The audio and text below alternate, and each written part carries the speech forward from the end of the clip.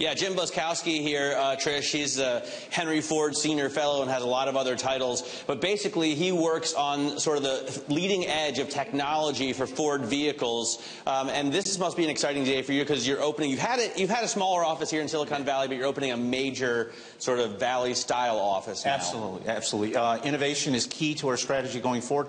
Being here in the Valley, on the ground, being able to interface on a day-to-day basis, work, rub elbows with innovators, startup companies is really key. Having this office is going to allow us and enable us to do a lot more of that collaboration. So I've been thinking all day about this as you kind of throw as broad a net as you can. You're doing experiments all around the world in different kinds of fields.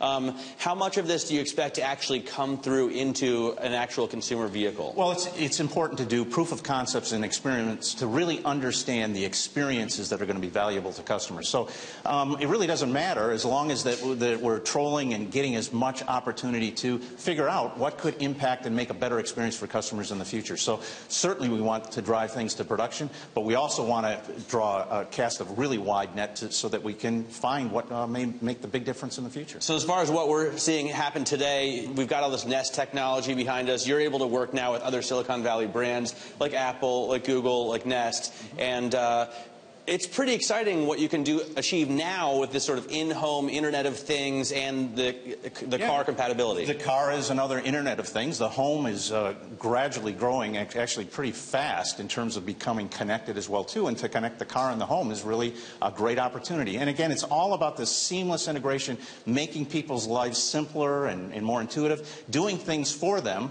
that they may not be able to do, or it's too cumbersome or whatever. Maybe it creates more energy efficiency, maybe it's more comfort. But again, doing it in the background and using connectivity to be able to enable it. What are you most excited about? You've been working here for a few decades now.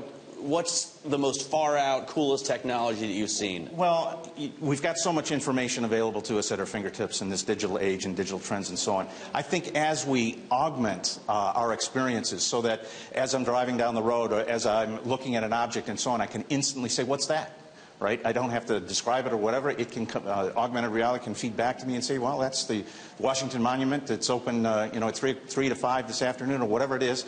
But do it in real time or any kind of object or whatever to help me have a better experience going forward. And we're really at the cusp of being able to do that with the kind of hardware that it can augment our experiences as well as the software and the learning. So deep learning is a key data analytics tool and opportunity here. Deep learning means really understanding, using computer science and computer technologies to really understand how things work.